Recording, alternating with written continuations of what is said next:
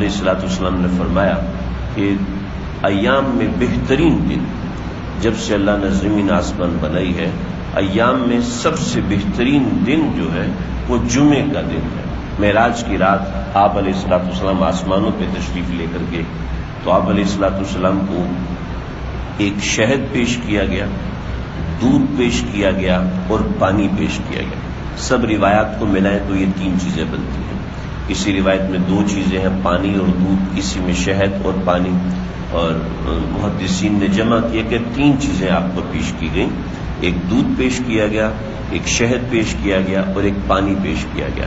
آپ علیہ الصلوۃ والسلام نے اس میں سے دودھ کو پسند فرمایا۔ حضرت جبریل بہت خوش ہوئے، فرمایا کہ آپ کی امت کے لیے اللہ رب العزت نے دودھ کے ذریعے سے روزی اور علم کو متعین کر دیا۔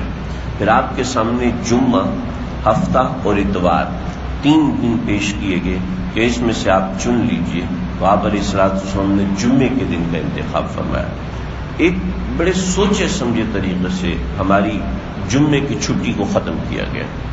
جیسے رمضان کے مہینے میں چھٹی نہیں ہوتی، لیکن پھر بھی لوگوں کے ذہن میں کسی بھی طریقے سے رمضان کی فضیلت اور فوقیت ہوتی ہے، لیکن جمعے کی چھٹی ختم ہونے سے کیا ہوا ہے، آہستہ آہستہ جمعے کی فضیلت اور فوقیت ختم ہوتے ہوتے بس 1-2 گھنٹے کی فضیلت اور فوقیت ہمارے ذہنوں میں رہ جاتی ہے، باقی جمعے کی فضیلت اور فوقیت رہتی نہیں ہے۔ کوشش یہ کرنا چاہیے کہ اس کی فضیلت اور فوقیت کو اپنے اعمال کے اندر لے کر آئیں کہ جمعے کا دن عبادت کا دن ہے۔ جس رمضان کا مہینہ روزوں کا ہے، ایسے جمعے کا دن اس امت کے لیے عبادت کا دن ہے۔ جمعے کا دن جیسے نصارہ میں ہفتے کے دن مچھلی پکڑنا گناہ تھا، اور ہمارے نزدیک اذان ہو جائے تو اس کے بعد تجارت کرنا گناہ ہے۔ اذان ہو جائے تو اس لیے فقہا کہتے ہیں کہ اذان کچھ تاخیر سے دی جائے، نماز اور جمعے میں فرق کم رکھا جائے، بغیر اس میں اپنی تفصیل ہے۔